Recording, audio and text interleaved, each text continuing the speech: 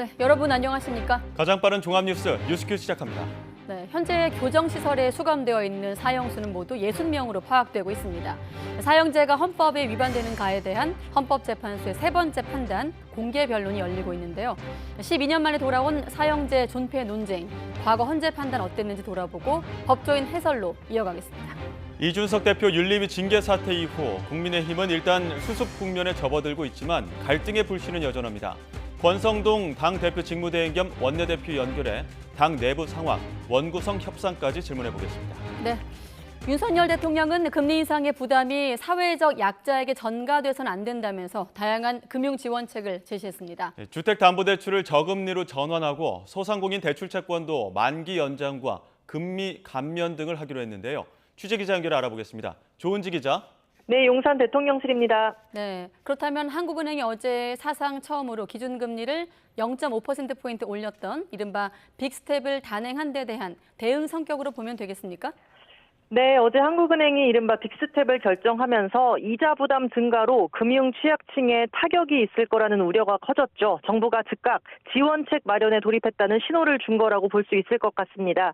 윤석열 대통령은 오늘 오전 제2차 비상경제 민생회의를 주재하면서 금리 인상이 물가 상승을 억제하기 위한 불가피한 조치지만 그 부담이 취약계층이나 사회적 약자에게 전가돼서는 안 된다고 말했습니다. 여러 가지 지원책을 내놨는데요. 먼저 소상공인 자영업자의 금융 채무는 대출 채권을 자산관리공사 캠코가 매입해서 만기를 연장하고 금리를 감면하는 등 상환 부담을 줄이겠다고 밝혔습니다. 주택담보대출을 받은 경우에도 안심전환대출 제도를 조속히 시행해 대출 금리를 인하하고 장기 고정금리 대출 전환을 통해 금리 상승 부담을 해소하겠다고 말했습니다. 또 고금리 차입자는 신용보증기금 보증을 통해 저금리로 대출을 전환하고 청년층에는 연체 발생 전에 선제적으로 이자를 감면하고 원금 상환을 유예하는 등 특혜 프로그램도 신설하기로 했습니다. 윤 대통령의 취지 설명 직접 들어보시죠. 금리 인상은 물가 상승을 억제하기 위한 불가피한 조치이지만 그 부담이 고스란히 취약계층과 사회적 약자에게 전가돼서는 안 될 것입니다. 정부가 선제적으로 지원하지 않는다면 궁극적으로 우리 사회가 안고 가야 할 사회적 비용은 더 커질 것입니다. 네, 윤석열 대통령은 회의를 마치고는 금융 리스크는 비금융 실물 리스크와 달리 전파와 확산 속도가 엄청나게 빠르다. 늘 세밀하게 모니터해서 선제적으로 적기에 조치해야 한다라고 강조했다고 강인선 대변인이 전했습니다.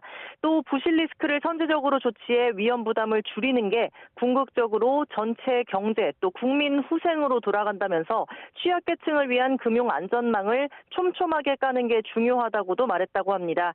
오늘 회의 장소는 서민금융통합지원센터로 고금리 대출이나 빚 연체로 어려움을 겪는 서민이 종합 상담을 받는 기관인데요. 윤 대통령은 회의 전에 이곳에서 직접 시민을 만나 채무 상환 애로를 듣기도 했습니다. 오늘 자리에는 추경호 경제부총리 겸 기획재정부 장관과 김주현 금융위원장, 최상목 대통령실 경제수석 등 관계부처 수장들이 대거 참석했고 윤 대통령은 현장 목소리를 잘 반영해서 정책을 다 함께 면밀히 준비하자고 강조했습니다. 지금까지 용산 대통령실에서 YTN 조은지입니다. 네, 대통령실이 제시한 금융지원책 먼저 보셨는데 한국은행이 사상 초유로 빅스텝을 밟았지만 미국의 기준금리는 더 오를 예정이어서 조만간 한미 간 금리 역전도 현실화할 것으로 보입니다. 각국의 물가 잡기 총력전에도 경기 침체 속도가 더 빨라질 경우 스태그플레이션이 현실화할 거란 우려도 커지고 있습니다. 강희경 기자가 보도합니다. 한국은행이 빅스텝을 단행하면서 한국과 미국의 기준금리 격차는 일단 0.5%포인트로 커졌습니다. 관건은 미국 연방준비제도, 연방공개시장위원회 FOMC의 이번 달 기준금리 인상 폭입니다. 지난달에 이어 다시 자이언트 스텝, 즉 0.75%포인트 인상에 나서면 미국의 기준금리가 더 높아지게 됩니다. 나아가 기록적 물가 상승에 맞서 1%포인트를 한꺼번에 올리는 울트라 빅스텝을 단행할 거란 전망마저 나오고 있습니다. 어떤 결과든 2년 반 만에 한미 간 기준금리가 역전될 수밖에 없는 상황에 놓인 겁니다. 금리를 큰 폭으로 인상할 가능성을 배제할 수 없습니다. 그렇게 되면 당연히 금리가 역전될 텐데 과거에도 저희가 금리 역전이 된 경우가 3차례가 있었고 문제는 기준금리가 미국보다 낮아지면 국내에 외국인 투자금이 빠져나가게 되고 그 여파로 원화 가치가 더 떨어질 가능성이 커진다는 점입니다. 원달러 환율 상승은 국내 물가 상승을 부추기는 만큼 인플레이션 압력도 커질 수 있습니다. 이렇게 원화가 약세가 나타나면 같은 물건을 수입해도 더 많은 달러를 지급해야 합니다. 이게 수입 물가를 올리고 이게 또 시차를 두고 국내 소비자 물가에 기름을 부을 수 있기 때문에 우려와 달리 자본 유출 정도가 심하지 않더라도 경기 침체 가능성은 여전히 한은의 고민거리입니다. 수출이 줄고 실질 소득이 감소해 소비 위축으로 이어질 수 있기 때문입니다. 또 자금 조달이 어려워진 기업은 투자를 꺼리게 됩니다. 기준금리 인상이 물가는 잡지 못한 채 저성장의 늪에 빠지는 스태그플레이션을 유발할 거란 우려가 커지는 이유입니다. 이미 22년 하반기는 경기 침체 국면에 진입했다. 근데 우리나라는 특별히 고물가라는 부담을 안고 경기 침체에 진입한 것이기 때문에 이름하여 스태그플레이션이 시작됐다라고. 이에 따라 한은이 연말까지 금리 인상 기조를 이어가면서도 다시 한번 빅스텝에 나설 가능성은 크지 않다는 분석이 나오고 있습니다. YTN 강희경입니다. 네, 방금 강희경 기자도 언급한 대로 미국의 중앙은행인 연방준비제도가 2달 연속 자이언트 스텝을 단행할 가능성이 높아진 겁니다. 네, 미국의 지난달 소비자 물가 지수가 41년여 만에 최고치로 급등하는 등 물가가 전문가들의 예상보다 더 급격하게 오르고 있기 때문입니다. 워싱턴 강태욱 특파원의 보도입니다. 미국 노동부는 지난달 소비자 물가 지수가 지난해 같은 달보다 9.1% 상승했다고 발표했습니다. 1981년 11월 이후 41년 7개월 만에 가장 높은 상승률입니다. 또 월스트리트 저널이 집계한 전문가 전망치보다도 웃돌았습니다.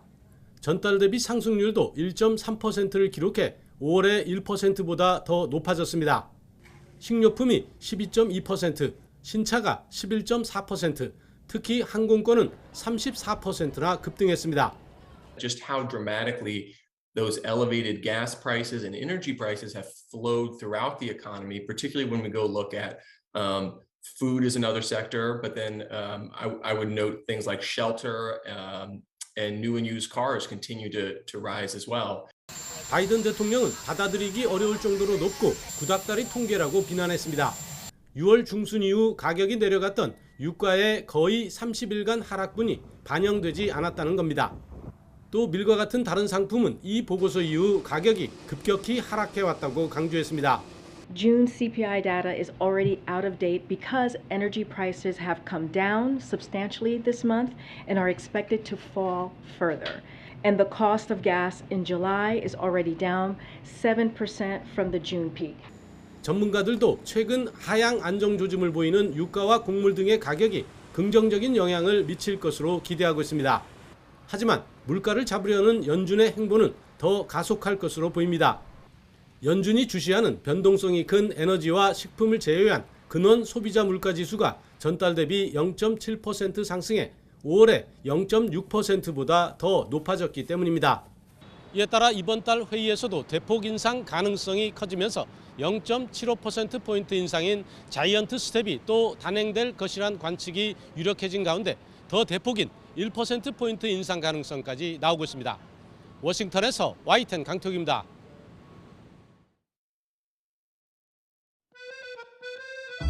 대표적인 서민 음식으로 분류되던 짜장면 가격이 심상치 않습니다. 짜장면 한 그릇에 담긴 2022년 물가를 알아봤습니다.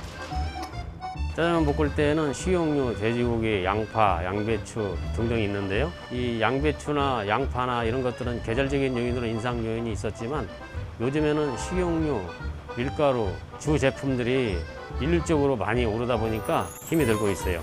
인건비는 작년에 비해서 한 달에 30만 원 내로 증가됐습니다. 앞으로 물가가 안정이 되면 고객님들도 부담 없이 와서 드실 수 있고 저희도 경영상에 어려움 없이 진행할 수 있을 것 같습니다. 실제로 작년 같은 기간과 비교했을 때 짜장면의 주요 재료들은 큰 폭으로 인상됐습니다.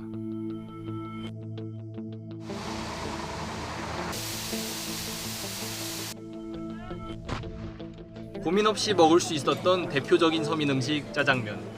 짜장면 한 그릇조차 마음 편히 먹기 힘든 요즘입니다.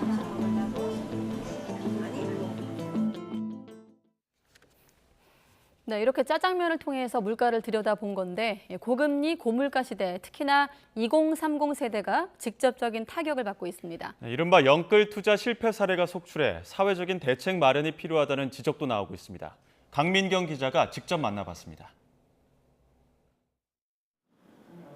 29살 A씨는 최근 주식창을 보면 한숨만 나옵니다. 주식시장이 호황이던 재작년 신용대출 1억 원을 받아 뛰어들었지만 2달치 월급을 날려야 했습니다. 어느 순간 손실이 급격하게 불어나게 되면서 좀 감당하기 힘들어질 때도 있고 그러다 보니까 이게 주식이라는 게 점점 무서워지고 최근 투자금을 줄였지만 손해를 보고 있긴 마찬가지. 3년차 직장인인데 미래에 대한 불안은 갈수록 늘기만 합니다. 목돈을 벌 방법이 이렇게 주식이 하나 유일한 방법이라고 생각을 했는데 이렇게 손실을 보게 돼서 많이 두렵고 어떻게 해야 될지 잘 모르겠습니다. 주식과 코인 투자가 당연시되고 저축은 비효율적이란 얘기를 듣던 세대. 저금리 시기 이른바 영끌 투자가 익숙했던 2030 세대의 지갑에 빨간불이 켜졌습니다. 국내 가상화폐 투자자 가운데 2030 세대가 과반수를 차지하는 데다 대출자 10명 가운데 1명은 빚을 갚기 위해 소비를 줄여야 하는 한계 상황을 이미 넘어선 상태입니다. 지금도 빚에 휘청이는 이들에게 앞으로 다가올 고금리와 주식 불황, 물가 상승이란 삼중고는 익숙지 않습니다. 대출금 이자까지 내지만 목돈은 보이질 않고 이미 커진 빈부격차는 SNS를 통해 더 쉽게 체감되며 상대적 박탈감만 가중됩니다. 벼랑 끝에 내몰린 2030 세대가 범죄나 극단적 선택을 단행하는 사례도 늘고 있습니다. 완도에서 사망한 조윤아 양의 30대 부모는 가상화폐에 손을 댔다가 수천만 원의 손실을 본 걸로 확인됐습니다. 회사 돈 70억 원을 횡령한 30대 농협 직원도 가상화폐 손실을 만회하기 위해 범죄를 저질렀다고 진술했습니다. 전문가들은 앞으로가 더 문제라고 지적합니다. 물가가 오르고 금리가 오르고 있는 상황에서 자산 가치는 떨어지고 있기 때문에 대출이 있었다라면 갚아 나가는 게 전문가들은 지금이라도 여유자금 위주의 투자 습관을 기르도록 권장해서 더 큰 사회적 충격을 막아야 한다고 조언합니다. 또 이미 큰 손실을 본 2030 세대에겐 개인회생 등 최소한의 구제 방안을 안내해서 사회적으로 도태되지 않도록 관리하는 것도 중요하다고 강조했습니다. YTN 강민경입니다. 네, 부동산 시장이 비가기에 들어갈 수도 있다. 한국은행 빅스텝 결정 이후 부동산 시장이 직격탄을 맞을 거란 전망이 우세합니다. 네, 가뜩이나 거래가 급감한 부동산 시장에 기준금리 인상이 미칠 파장까지 짚어보겠습니다. 김규정 한국투자증권 자산승계연구소장 나오셨습니다. 어서 오십시오. 네, 안녕하세요. 오히려 부동산이 막 상승세라면 금리 인상 관련해서 좀 질문드리기가 더 용이할 것 같은데 오히려 지금 하락기, 침체기 속에서 금리 인상이거든요. 좀 아마 수요자분들도 좀 혼란스러운 상황인데 바로 여쭤보겠습니다. 자, 관망세 속 거래 절벽 인 상황에서 기준금리 인상은 어떤 좀 파장을 미칠까요? 네, 말씀하신 것처럼 올해 들어서 거래가 급감한 상황이죠. 대출 규제도 더욱 강화된 상황이다 보니 자금 마련이 실수요자 입장에서 어려워진 데다 금리까지 가파르게 오르면서 이자 부담도 크게 늘어서 집 사기가 마음처럼 쉽지 않아진 겁니다. 의사결정을 하기도 쉽지 않아서 당분간은 시장 상황을 지켜보면서 관망하겠다라는 입장을 보이는 분들이 많고요. 여기에 연말까지 추가적으로 금리 인상이 더 예고돼 있는 상황이고 한은이 연말에 2.75에서 3%까지 뭐 점진적으로 올릴 테지만 추가적인 금리 인상을 할 것으로 예고를 한 상황이기 때문에 일단 금리 인상의 끝 상단이 어느 정도 확인되기 전까지는 좀 무리해서 대출받아서 투자하기보다는 내 집 마련도 조금 천천히 해야겠다라는 입장들을 보이고 계세요. 그래서 전반적으로 이 거래 부진 상황이 뭐 극단으로 거래 단절이나 절벽 상황으로까지 치닫으면서 시장이 굉장히 냉각될 것으로 보입니다. 그리고 이후의 금리 상황이나 경기 이제 움직임에 따라서 이러한 조정 양상이 전반적으로 더 심화되거나 확대되고 장기화될 가능성도 현재 열어두고 있습니다. 빙하기라는 표현이 좀 조심스러운데 그렇게 과장된 표현은 아니네요. 현재 지표적으로 그렇게 급락세를 보이는 상황까지는 아니지만 지금 나타나고 있는 조정장이 어떻게 보면 거래가 워낙 없기 때문에 드러나지 않는 것일 수도 있고요. 이런 상황들이 앞으로도 변동성이 많이 남아있다 보니 더 심화되거나 장기화될 수 있다라고 하면 내 집 마련을 하시는 분들 혹은 최근에 주택 구매를 좀 무리하게 금융을 일으켜서 하신 분들의 경우에는 대비책을 좀 고려하실 필요가 있어 보입니다. 올해 상반기 서울의 경우만 봤을 때 전년 동기 대비 그 서울 아파트 매매 거래량이 70.1% 감소했다는 또 지표가 있어서 하반기에는 이 정도 이상으로도 또 거래량이 줄 것으로도 예측하십니까?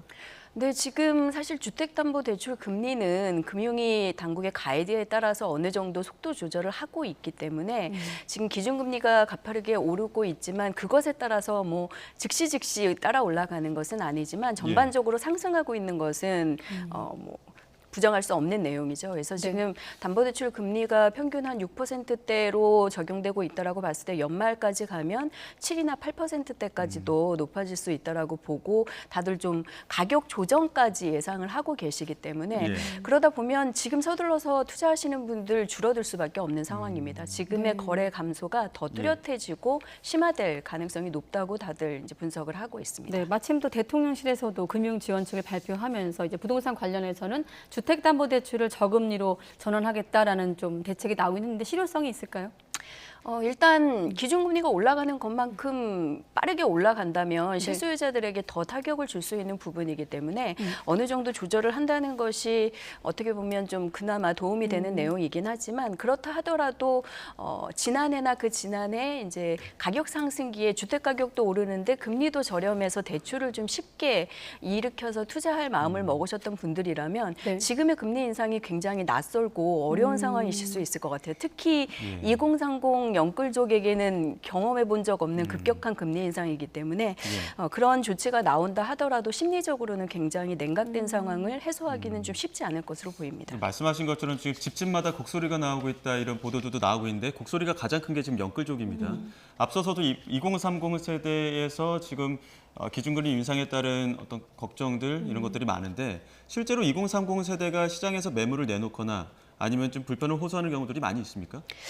실제로 이제 영끌족 분들 중에서 변동금리 그리고 신용대출 비중이 좀 높으셨던 분들이 급격하게 금리 인상이 적용되면서 이자 부담이 급격하게 늘어나신 경우들이 있더라고요. 그래서 그런 분들이 어느 정도 이제 당분간 인상기에 맞춰서 대응을 해보고 이후에 미국 같은 경우에도 내년에 경기도나 우려 때문에 내년 상반기에는 다시 기준금리를 조금 낮추는 전망들이 나오고 있어서 일단 하반기에 좀 대응을 해보고 결정하자라는 입장이기 때문에 물건이 쏟아져 나오는 건 아니지만 이런 어려움이 닥쳐서 처분을 하려고 해도 현재 시장이 거래가 단절돼 있기 때문에 팔리지 않는 상황이라고 볼 수 있습니다. 그래서 급격하게 위기에 처하신 분들이 어떻게 대응할 마땅한 방안이 없는 것이 어떻게 보면 더 큰 문제라고 볼 수 있습니다. 네, 결국은 이제 경기 침체, 또 대출 금리 인상, 다주택자 규제가 지금 현재 진행형으로 좀 가고 있는 상황인데 이럴 때 뭐 당연한 얘기였습니다만 좀 시장 접근에 신중해야 될 것 같기도 하고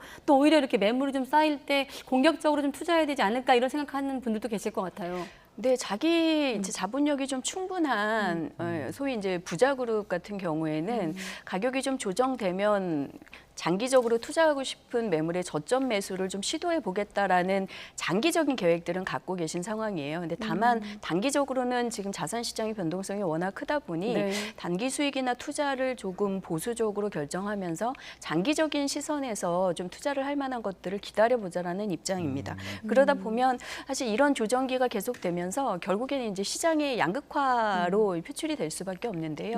아무래도 가격이 좀 가치보다 많이 올랐다 싶은 지역이나 뭐 혹은 GTX 같은 것처럼 일시적으로 영향을 줬던 변수들이 좀 옅어진 이런 지역들에서는 가격 조정 낙폭이 커지고 상대적으로 조정이 되더라도 소위 이제 뭐 강남권이라던가 이렇게 좀 투자 선호 지역에서는 좀 덜 떨어진다던가 아니면 저점 매수가 먼저 형성되는 양극화가 나타날 수밖에 없어서 이런 조정기에 오히려 자산의 양극화 현상이 더 심해질 우려가 있습니다. 그렇군요. 지금 뭐 임대차 3법과 관련해서도 그렇고 8월엔 전세 대란이 있을 것이다 이런 예측들 꽤 많았었는데 지금 전혀 다른 양상으로 지금 펼쳐지고 있는 것 같습니다.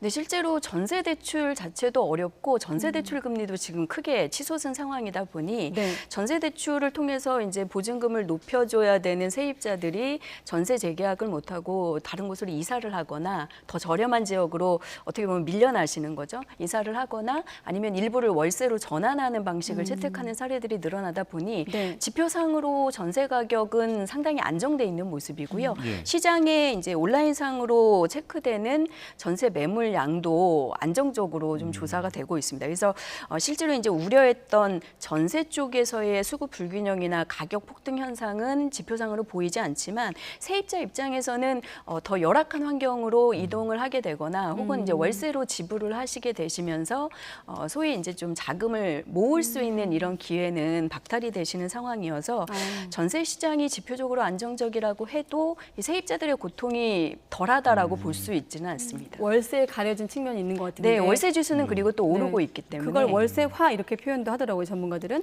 임대인이 예를 들어 보면 임대인이 보증금 인상을 요구를 했는데 임차인의 입장에선 전세 자금 대출로 좀 해결하기보다는 차라리 내가 그러니까 월세는 이를테면 2년 동안 고정금리인 거잖아요. 이렇게 좀 갈아타는 추세도 있는데 어떻게 좀 평가하세요? 그런 부분. 네, 실제로 그렇게 자발적으로 월세를 선택하는 게 유리하다라는 세입자들도 많아지고 있는 상황입니다.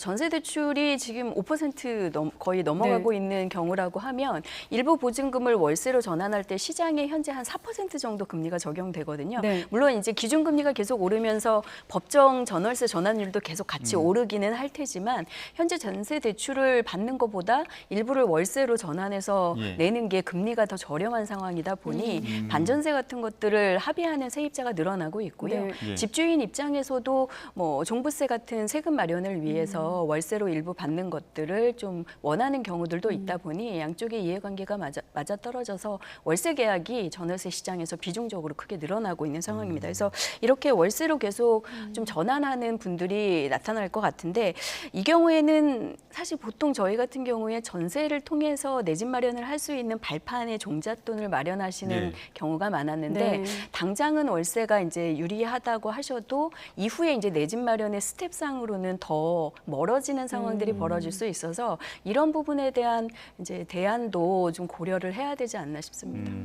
지금 한참 부동산 열풍 때문에 갭 투자하신 분들도 있을 테고 지금 부동산 열기가 조금 줄어들면서 이른바 전세 보증금 돌려받지 못하는 깡통 전세도 늘어날 것이다 이런 우려도 나오고 있거든요. 네, 실제로 5월까지 발표된 주택도시보증공사 허그 통계를 보면 보증사고 건수도 늘어나고 있고 보증금을 돌려받지 못해서 이제 기관에서 대신 보증금을 세입자에게 먼저 주는 그런 보증 사고 금액 액수도 3,400억 정도가 넘어서면서 사상 최고 수준을 계속 경신하고 있습니다. 전세 가격이 그동안 많이 오른 데다가 최근에 이런 보증사고 그리고 세입자를 교체하지 못하면서 돌려주지 못했을 때 사고에 이제 대응하는 경우들이 늘어나고 있어서 상당히 이제 세입자들에 대한 이런 고통 부분에 대해서 대안이 좀 필요한 상황이고요. 실제 이런 경우가 좀 가격이 저렴한 주택들 그리고 수도권보다는 지방 그리고 뭐 연립이나 다가구 주택 같은 좀 영세한 세입자들이 거주하는 곳에서 더 빈번하게 일어나고 있기 때문에 이에 대비하는 세입자들의 좀 대비도 필요하고 제도적으로도 정부가 좀 더 들여다볼 필요가 있습니다. 네, 최근에 YTN 부동산 관련 좀 리포트를 좀 추이를 모아보니까 소형 저가 아파트 인기가 좀 높다 이런 내용과 전국의 아파트값이 8주 연속 하락하면서 강남구 역시 4개월 연속 하락하고 있다라는 정도 눈에 띄었거든요. 전문가로서 최근에 어떤 부동산 시장을 어떻게 좀 보고 계시는지.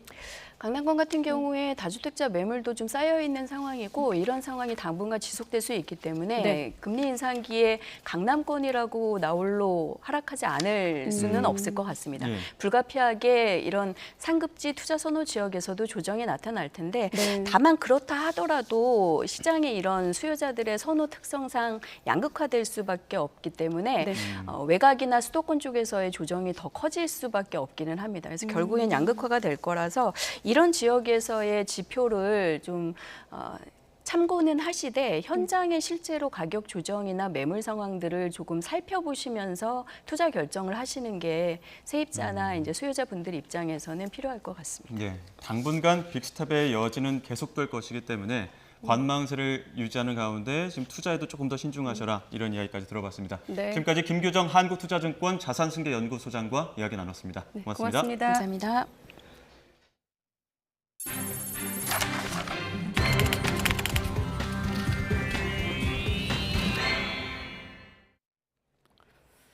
네, 기존의 코로나19 바이러스와는 상당 부분 달라서 켄타우로스 변이로도 불리는 BA.2.75 변이 감염자가 국내에서도 확인됐습니다. 이 변이의 경우 전파 속도가 워낙 강해 코로나 유행 규모가 더 커질 수 있다는 우려도 나옵니다.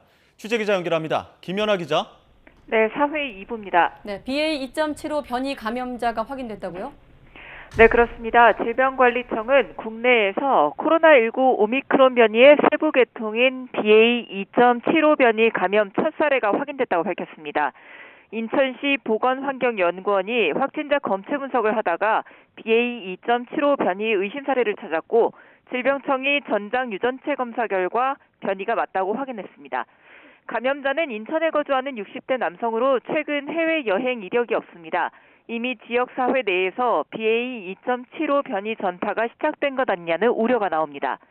다만 현재까지 이 남성의 동거인과 접촉자 중엔 추가 확진자가 확인되지 않았습니다. 국내에서 BA.2.75 변이 감염자가 처음 발견된 만큼 방역당국은 이 남성의 감염 경로를 조사하는 한편 접촉자들은 최종 노출일부터 14일간 추적 검사할 예정입니다.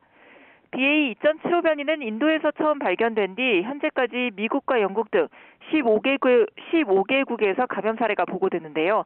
국내에서는 이번에 처음으로 감염자가 확인됐습니다. 네, BA.2.75 변이 감염력이 굉장히 강한 것으로 알려졌는데 재유행은 더 심해지는 거 아닙니까? 네, 결론부터 말하자면 그럴 가능성이 커졌습니다. BA.2.75 변이는 이른바 켄타우로스 변이로 불릴 만큼 돌연변이 부위가 많은데 이 때문에 전파 속도가 매우 빠르고 면역 회피 능력도 강할 것으로 추정됩니다. 현재 해외에서 우세종으로 자리 잡은 BA.5 변이가 지난 2월과 3월 국내에서 유행했던 오미크론에 비해 전염력이 30-40% 정도 빠른데요. BA.2.75는 이 BA.5 변이보다 확산 속도가 3배 이상 높은 것으로 확인되고 있습니다. 전문가들은 전파 속도가 빠른 BA.5와 BA.2.75가 함께 유행할 경우 올여름 재유행 규모는 당초 예상보다 더 커질 수 있다고 우려했습니다. 네, 더블링 현상이 계속되고 있는 와중에 전파력이 더 강한 변이가 발견된 건데, 자, 이렇게 되면 다음 주에는 하루 10만 명도 나올 수 있다는 거 아니겠습니까? 네, 현재 신규 환자 발생 추이를 보면 그렇습니다. 오늘 0시 기준 확진자가 4만 명이 육박했는데 전주 대비 2배 넘게 늘었습니다. 11일째 더블링인데요. 이렇게 계속 이어지면 다음 주 중반엔 확진자 수가 10만 명 안팎에 달할 수 있습니다. 전체 확진 규모가 커지며 위중증 환자도 시차를 두고 증가할 수 있는데요. 때문에 정부도 병상 1,400개를 추가 확보하는 것을 목표로 병원장 간담회를 여는 등 속도를 내고 있습니다. 지금까지 사회 2부에서 YTN 김연아입니다. 네, 대통령실은 문재인 정부의 방역 정책이 시간과 인원을 제한하는 거리 두기로 자영업자의 희생을 강요했다면서 윤석열 정부는 시민의 자율 책임을 바탕으로 한 지속 가능한 정책을 펴겠다고 강조했습니다. 대통령실 관계자는 오늘 브리핑에서 어제 발표한 코로나 대응 방안이 이전 정책과 크게 다르지 않다는 지적에 방역 기본 철학이 희생이나 강요가 아닌 자율과 책임으로 바뀌는 것이라면서 이같이 답했습니다. 이어 정부는 국가감염병 위기대응자문위원회를 구성했다면서 전문가들의 제언이 정책에 반영될 수 있도록 시스템을 만드는 것이 중요하다고 강조했습니다. 네, 그런가 하면 오미크론의 하위 변이 BA.5 바이러스가 각국의 우세종으로 자리 잡아가자 세계보건기구가 느슨해진 방역태세 경고 메시지를 내기도 했습니다. 백악관은 취임 후 첫 중동 순방에 나선 조 바이든 대통령이 신체 접촉을 최소화할 거라고 밝혔는데 실제는 이와 달랐습니다. 김상호 기자가 전합니다. 오미크론의 하위 변이인 BA.5 바이러스가 역대 최강의 전파력으로 각국의 우세종으로 자리 잡으면서 사망자가 급증하고 있습니다. 세계보건기구 WHO 등에 따르면 코로나19로 인한 전 세계 일일 사망자 수는 지난 일주일 평균 2,200여 명으로 지난달 21일까지 평균에 비해 배 가까이 증가했습니다. 같은 기간 일일 신규 확진자 수 역시 일주일 평균 56만여 명에서 92만여 명으로 65% 가까이 늘었습니다. WHO는 새 바이러스의 유입은 코로나19가 아직 끝나지 않았다는 점을 말해준다면서 각국은 마스크 착용과 환기, 거리 두기 등의 조치를 다시 도입해야 한다고 강조했습니다. New waves of the virus demonstrate again that the COVID-19 is nowhere near over. 아시아에 비해 코로나 방역 규제를 일찍 풀었던 유럽연합은 이번 BA.5 바이러스로 인해 이달 말 새로운 코로나19 대유행에 직면할 것으로 내다봤습니다. We project that by the end of this month, the BA.5 sublineage will be the dominant variant in most of the EU countries. 미국도 연일 BA.5 바이러스의 전파력의 경계 수위를 높이는 가운데 CNN 방송은 BA.5 바이러스가 미국 전체 감염의 65%라면서 코로나19 팬데믹 시작 약 2년 반 만에 가장 전파력이 높은 최악의 바이러스가 왔다고 전했습니다. 이런 분위기 속에 백악관은 취임 후 첫 중동 순방에 나선 조 바이든 미 대통령은 코로나19 우려 탓에 방문 기간 신체 접촉을 최소화할 것이라고 공식적으로 밝혔습니다. 하지만 바이든 대통령은 첫 방문지인 이스라엘에 도착해 라피드 임시총리 등과 주목 인사를 넘어 신체 접촉을 가까이 했고 2차 대전 당시 나치 독일의 유대인 학살 기념관을 찾아서도 마찬가지였습니다. YTN 김상우입니다. 탈북어민 북송 사건을 두고 여당은 국정조사와 특검을 거론하며 공세 수위를 높인 가운데 야당은 정략적 공세라며 강하게 반발했습니다. 국회 원구성 협상은 방송 분야를 다루는 과방위원장을 누가 가져가느냐를 놓고 막판 진통을 거듭하고 있습니다. 국회 취재기자 연결하겠습니다. 김태민 기자. 네, 국회입니다. 네, 탈북어민 북송 문제부터 짚어보죠. 여야 신경전 지금 더욱 격화되고 있지 않습니까? 네, 국민의힘은 문재인 정부가 비인도적 범죄를 저질렀다며 진상규명 필요성을 거듭 주장했습니다. 권성동 당대표 직무대행은 탈북어민 북송 사건에 대한 국정조사와 특검도 고려하겠다며 공세 수위를 높였습니다. 들어보겠습니다. 정치 권력을 위해 인간의 생명을 이용한 이 사건의 실체를 밝히겠습니다. 국정조사와 특검 등 구체적 대책을 검토할 것입니다. 이에 대해 민주당은 추방 결정은 여러 법률을 충분히 검토한 결과였다고 반발하면서 정치적 목적이 있는 정략적 공세라고 맞받았습니다. 이어서 들어보겠습니다.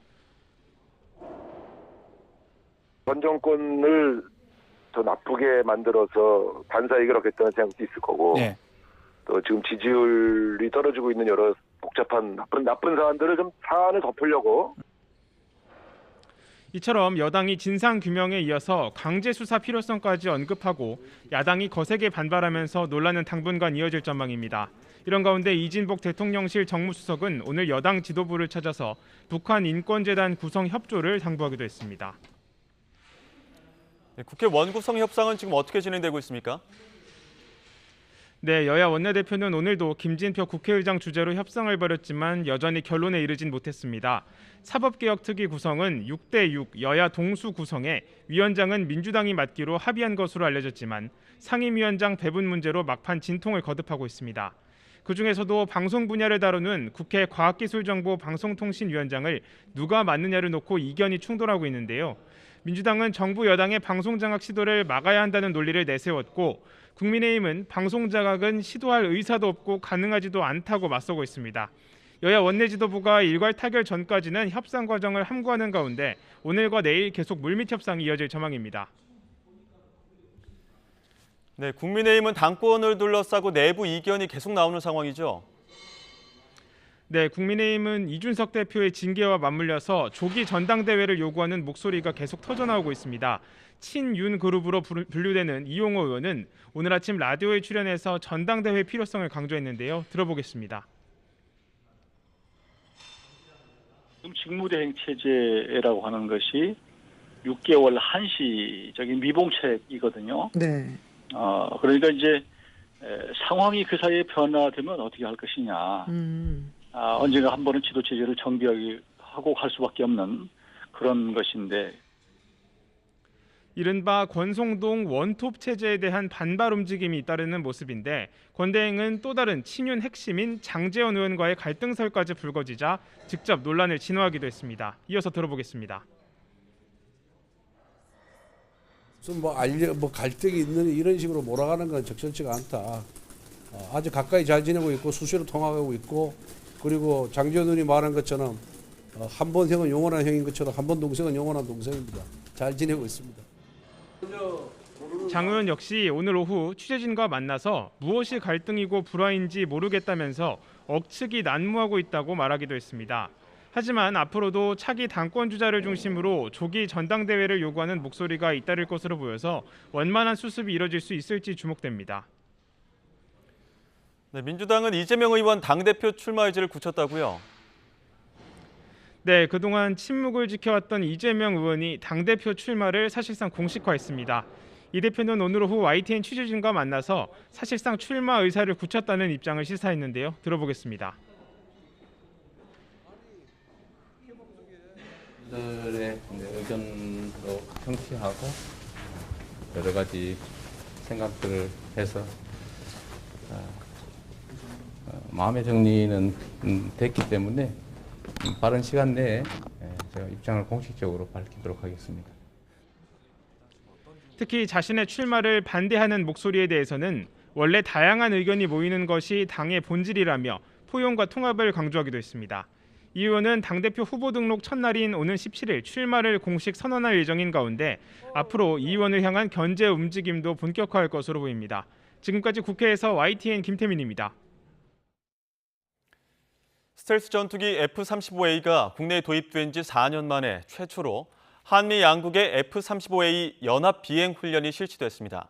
7차 핵실험을 준비하고 있는 북한을 향해 강력한 경고 메시지로 풀이되는데 북한은 강하게 반발하고 있습니다. 신준명 기자입니다. 한반도 상공에서 한미 양국의 F-35A 스텔스 전투기가 나란히 비행 중입니다. 지난 11일부터 나흘간 실시한 연합 비행 훈련을 공군이 공개했습니다. 양국의 F-35A 연합 훈련은 국내에 F-35A가 도입된 지난 2018년 3월 이후 처음입니다. 이번 훈련은 굳건한 한미동맹과 연합 방위 태세를 상징하는 중요한 훈련입니다.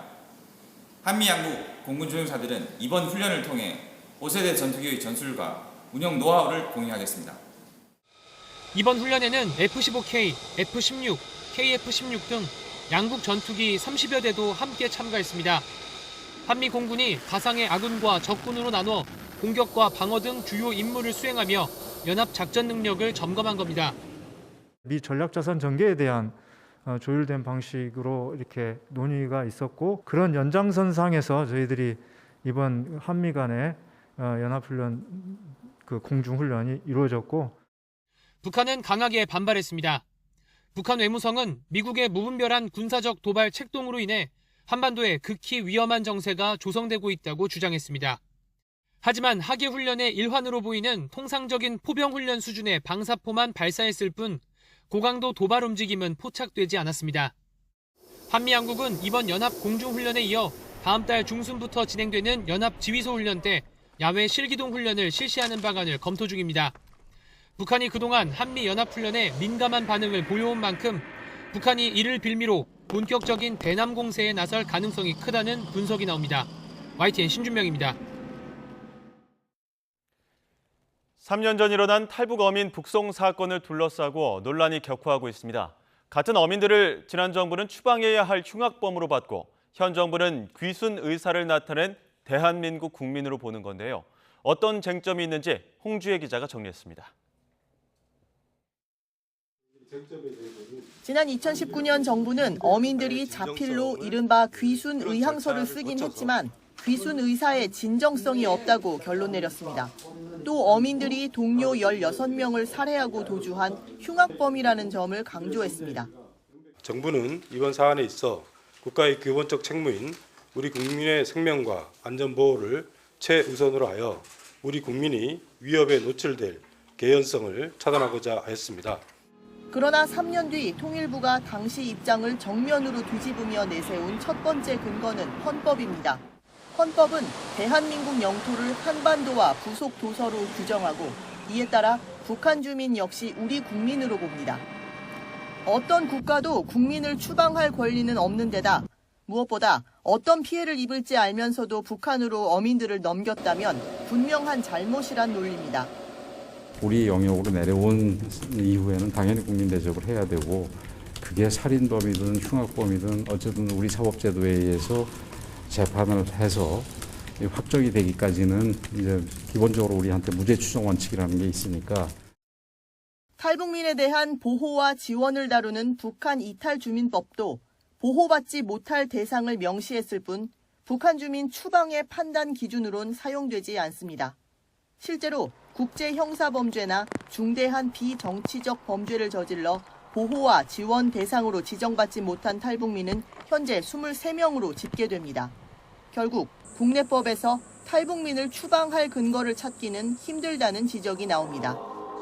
탈북 어민 북송 처분에 국제법 위반 소지가 있는지도 쟁점입니다. 특히 우리나라도 가입한 고문방지협약은 고문받을 위험이 있는 다른 나라로 개인을 보내지 말아야 한다고 못 받고 있습니다. 고문받을 가능성이 높은 곳으로 강제 송환해서는 안 된다는 원칙이 강제 송환 금지 원칙이거든요. 국제인권법상 고문방지협약의 강제 송환 금지 원칙은 그 사람이 어떠한 범죄를 저질렀냐는 거랑은 상관이 없어요. 또 합동조사를 사흘 만에 끝내고 탈북 닷새 뒤 어민들을 북송한 건 역시 사안의 중대성에 비춰볼 때 너무 성급했다는 비판도 피할 수 없는 부분입니다. YTN 홍주혜입니다.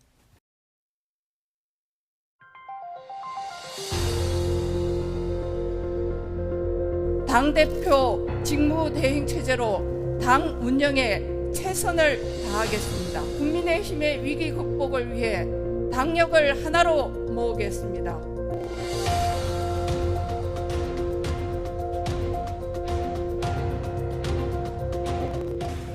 대통령과는 수시로 소통을 하고 있습니다. 여러 가지 의견도 나누고 있고.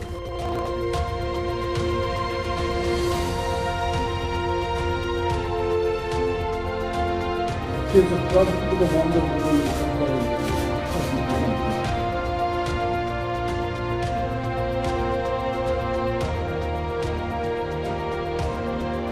장지원 의원이 말한 것처럼 한 번 형은 영원한 형인 것처럼 한 번 동생은 영원한 동생입니다. 잘 지내고 있습니다. 너무 걱정 안 하셔도 됩니다.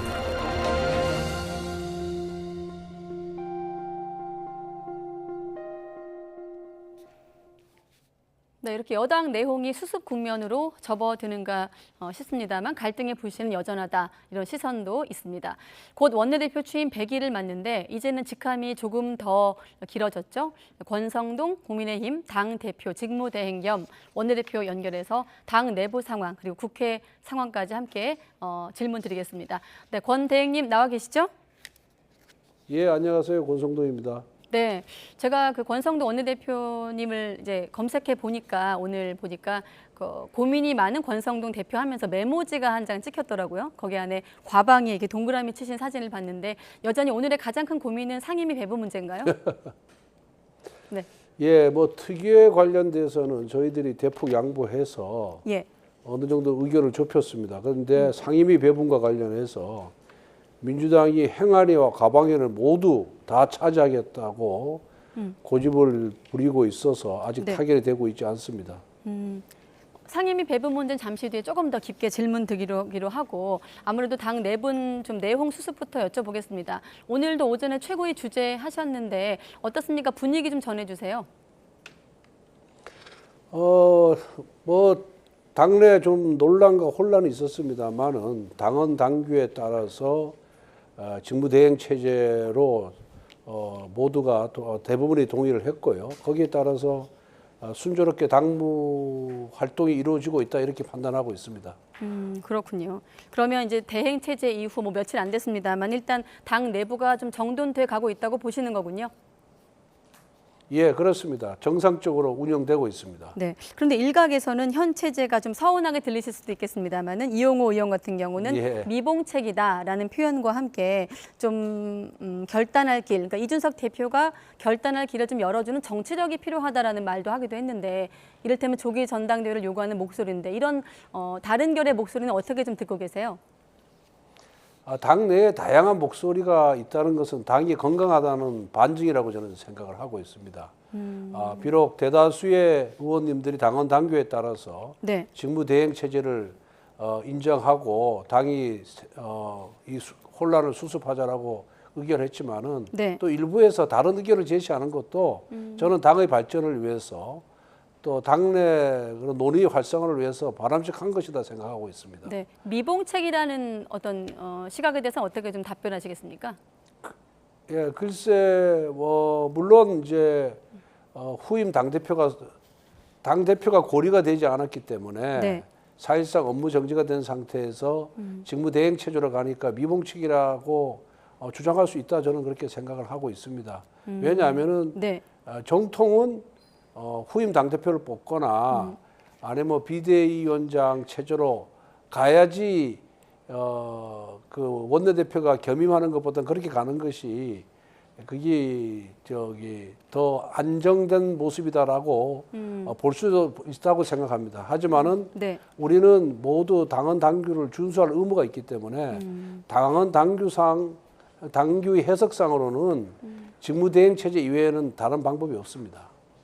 알겠습니다. 그 말씀하신 지금 당대표 어떤 상황을 거리가 아닌 사고로 본다. 그 시각을 이제 연결해서 말씀하신 것 같고 바로 이준석 대표 얘기로 질문 넘어가겠습니다. 아마 SNS 관련된 뭐 보도도 보셨을 텐데 윤리위 징계 나고 일주일 정도 시간이 흘렀고 이준석 대표 같은 경우 일단 SNS 통해서 계속 이제 무등산 가고 이런 행보를 보이고 있는데 여기에 대해서 어떻게 좀 보고 계세요? 글쎄 뭐 이준석 대표 입장에서야 마음이 얼마나 아프겠습니까? 그러니까 그런 마음을 달래기 위해서 네. 전국을 주유하는 것은 본인을 위해서도 좋다 이렇게 생각을 하고요. 다만 일주일이 지난 20전까지 그 우리가 보통 언론이 예상했던 그런 반응을 보이지 않는 것으로 봐서는 당 윤리 결정을 수용한 것이 아닌가 이렇게 조심스럽게 해석을 해봅니다. 네, 자 자맹 속에서도 이준석 대표가 SNS를 통해서 이제 공개한 사진이 일단은 광주 시민에게 죄송하다는 말과 함께 이제 무등산 등반 사진을 올렸거든요. 혹시 좀 어떻게 의미를 두고 계세요? 글쎄 그 뭐 이준석 대표의 그런 개인 행보에 대해서 네. 그 당을 대표하는 현재 대표하는 입장에 있는 제가 거기에 대해서 계속해서 언급하고 어떤 해석을 가하는 것은 적절치 않다고 봅니다. 네. 그럼 이런 질문은 어떻습니까? 본인도 그렇게 얘기를 했고 또 일부에서는 선거를 2번이나 이겼는데 물론 이준석 대표 징계위 사퇴와는 좀 별개로 이준석 대표를 몰아내는 게 도의적으로 맞느냐 뭐 이런 시선도 있거든요. 그렇게 질문드리면 어떻게 보십니까?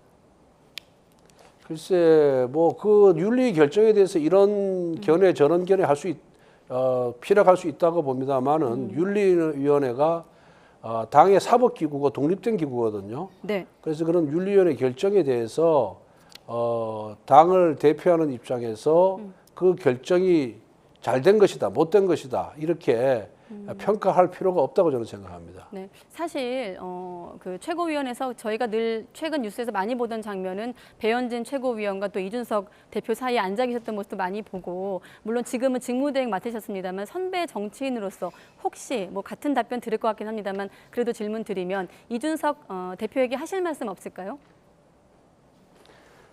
일단 우리 당에 새 바람을 불러넣어 주었고 또 우리 당이 좀 더 혁신하고 개혁하는 데 큰 기여를 한 부분에 대해서는 감사하게 생각합니다. 다만 윤리도 당의 공식기구이고 당의 공식기구의 결정에 대해서는 마음이 아프더라도 수용하는 것이 좋지 않겠냐는 말씀을 드립니다.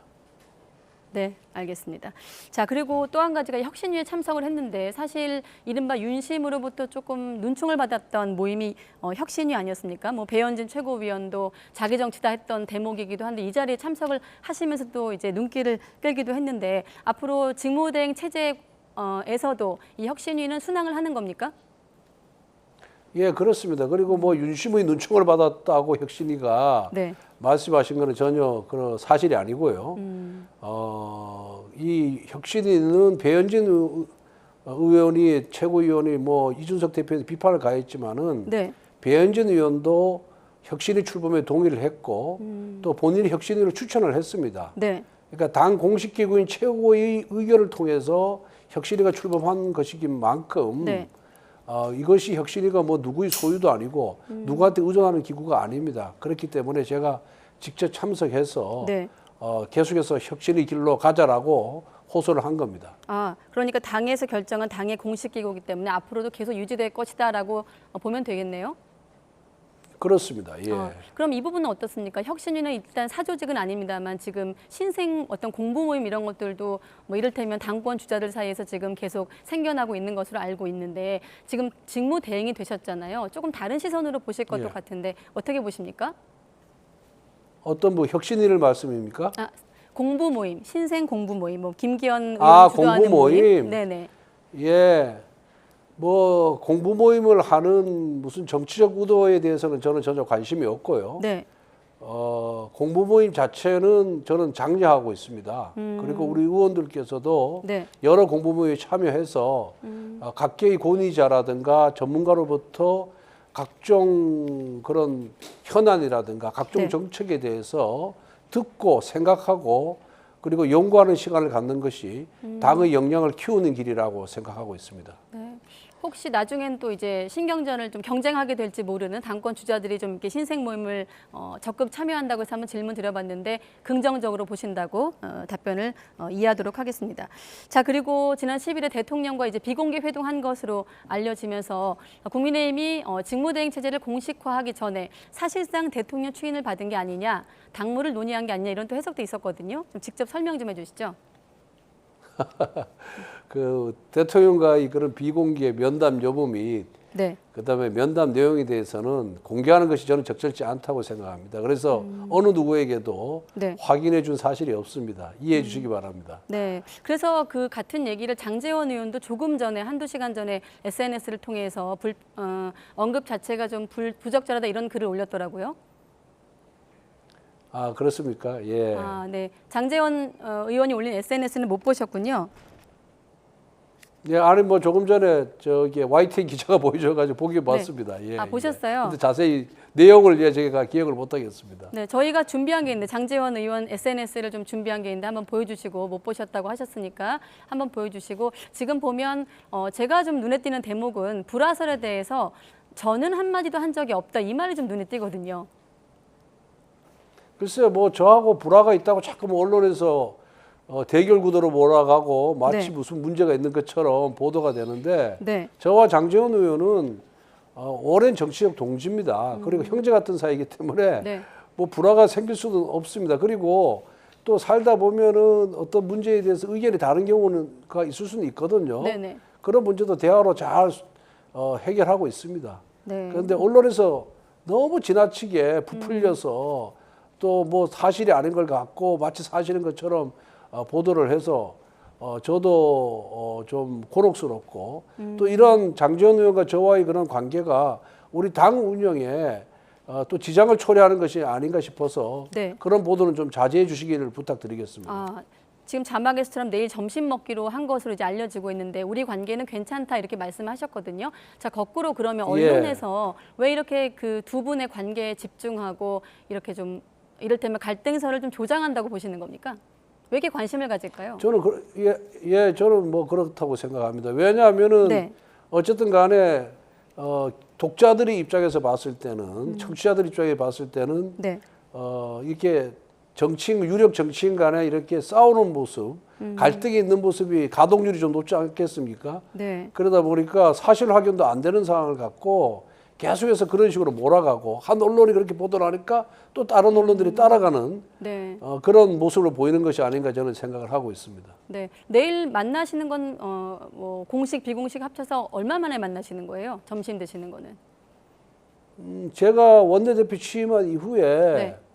뭐 사실 눈코 뜰 새 없이 바빠가지고 자주 보지는 못했습니다만 제가 장제원 의원실에도 여러 번 찾아가서 이런저런 대화를 나누던 그런 사이입니다. 네. 식사는 장제원 의원 따로 약속 있고 저도 따로 있어가지고 식사는 자주 못했습니다만은 제가 최근에도 장제원 의원 방에 네. 2번이나 찾아갔습니다.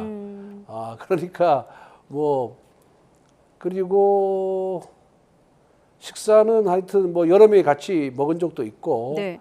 그렇습니다. 예, 내일은 두 분이서 만나시는 건가요? 예, 내일 둘이 만납니다. 예. 아, 네. 뭐 만나서 필요하면 또 다른 사람 예. 네, 만나서 어떤 말씀하실 건지 간단히 좀 미리 알 수 있을까요?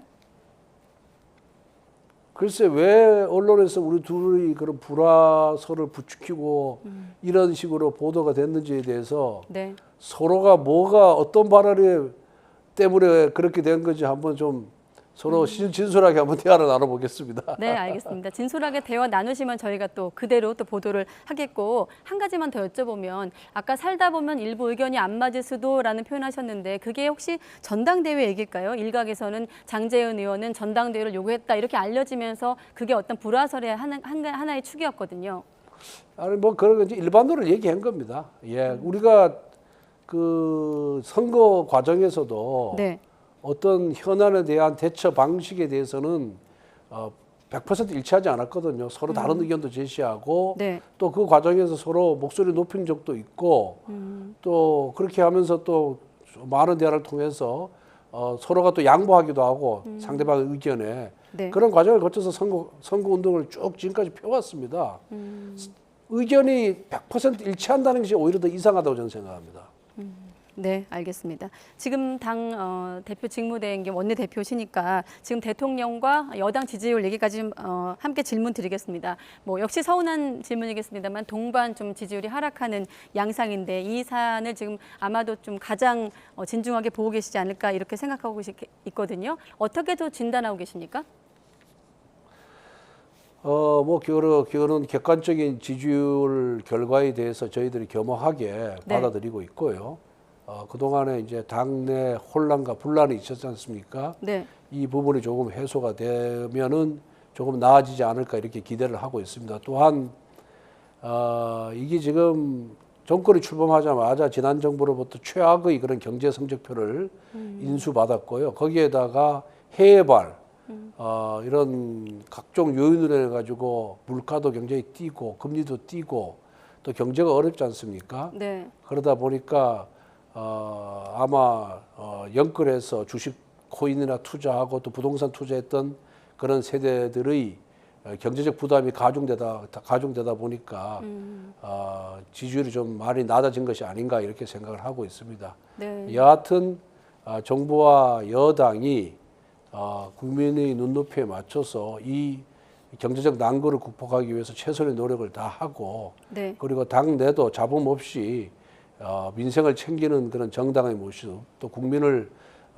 존중하는 그런 모습을 보이면은 지지율이 점차 개선되지 않을까 이렇게 기대를 해봅니다. 네, 일단 외부 요인 그리고 이전 정권 말씀하셨는데 만약에 그 원인을 당내 상황이라든지 좀 내부에서 찾는다면 가장 좀 시급한 게 뭐라고 보십니까? 조금 더 구체적으로 뭐 인선 문제도 있었고 더 잘 아시겠지만 대통령과 관련된 어떤 발언 관리 논란도 있었고요. 그 중에서 좀 가장 좀 시급하게 관리가 좀 필요하다라고 보시는 부분은 어느 부분일까요? 가장 시급한 거는 물가하고 경제 위기를 극복하는 방안이죠. 그것이 저는 가장 중요하다고 생각하고 네. 그래서 물가를 낮추기 위해서 뭐 유류세 인하도 단행을 했고요. 그 다음에 주택담보대출을 받은 분들에 대한 그런 변동금리를 고정금리로 전환하기 위한 대환대출 네. 규모도 확대해달라고 요청을 했고 여러 가지 또 노력을 지금 기울이고 있습니다.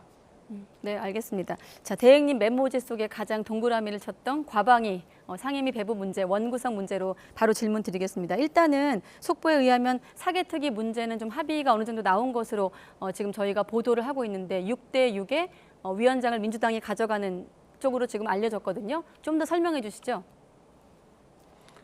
우선 뭐 완전히 합의가 안 돼서 말씀드리기가 어렵습니다만은 네. 뭐 저렇게 언론사에서 그 정도 취재를 했으니까 조금 더 말씀을 드리면은 네. 사법개혁특위 명칭을 사법체계개혁특위로 명칭을 변경을 하고요.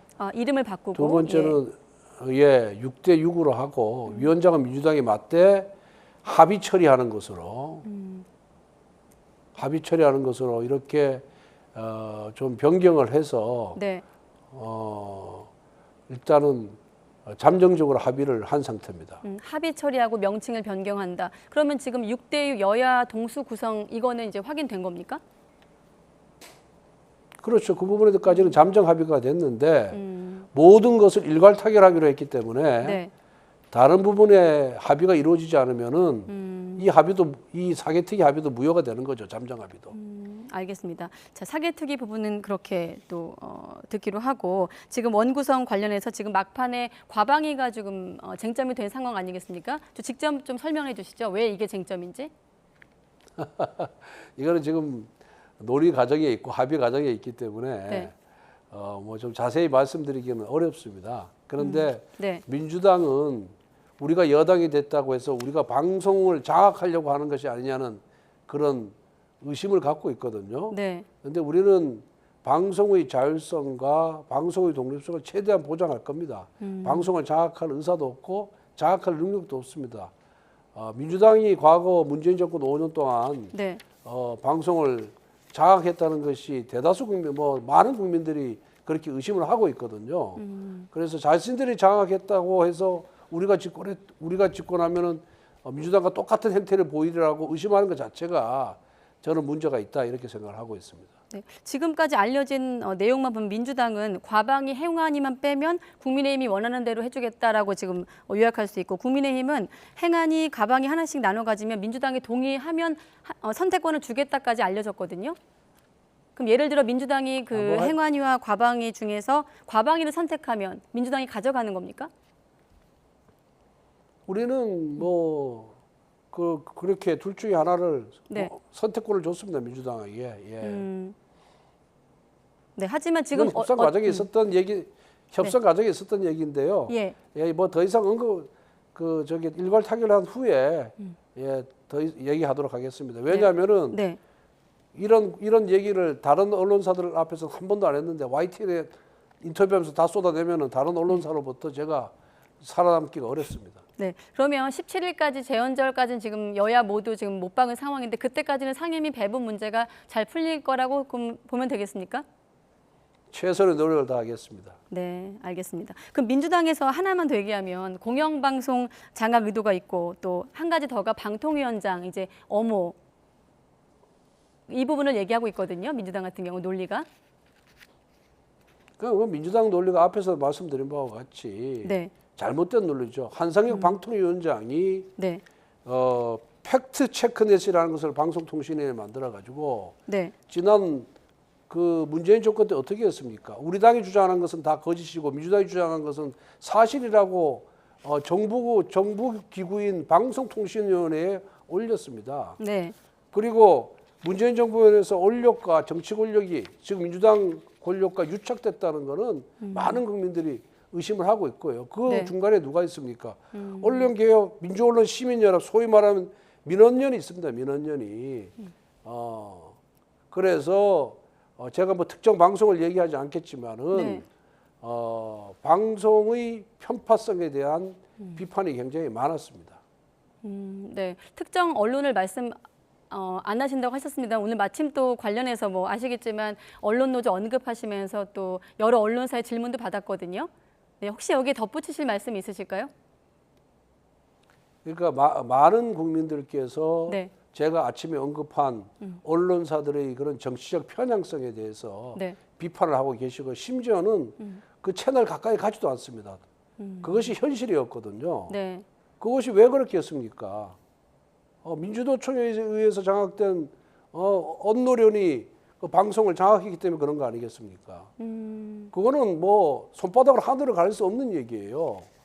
그거를 제대로 지적을 했다 해가지고 그 뭐 마치 네. 무슨 큰 일이 일어났느냐 성명서를 발표하고 저를 비판하는데 제가 편향된 그 편파 방송을 했다는 증거를 다 제시하겠습니다. 그렇게 원한다면은 저는 1대1로 예. 그 KBS나 MBC가 토론회 장을 만들어 주면은 제가 그 노조위원장하고 1대1로 토론할 용의도 있습니다. 아, 그렇군요. 그러니까 이를테면 지금 대표님께서 말씀하신 일부 공영방송사 노조에 대한 어떤 언론관에 대한 이제 비판에 대한 질문이었는데 여기에 대해서 해당 방송사 노조위원장 등과 토론할 의사도 있다 이런 말씀이시군요. 그렇습니다. 예. 네, 한 가지만 더 여쭤보면 지금 제가 그 편파 방송 사례를 네. 지금 다 수집을 하고 있고 우리 당에 모아놨는데 네. 그걸 언론이 원한다면 언제든지 제공하도록 하겠습니다. 예, 알겠습니다. 지금 뭐 여당 원내대표시다 보니 언론관에 대해서 언론 노조에서도 좀 전에 들어오다 보니까 사과를 좀 요구하기도 했던데 여기에 대한 좀 입장까지 들어본다면요?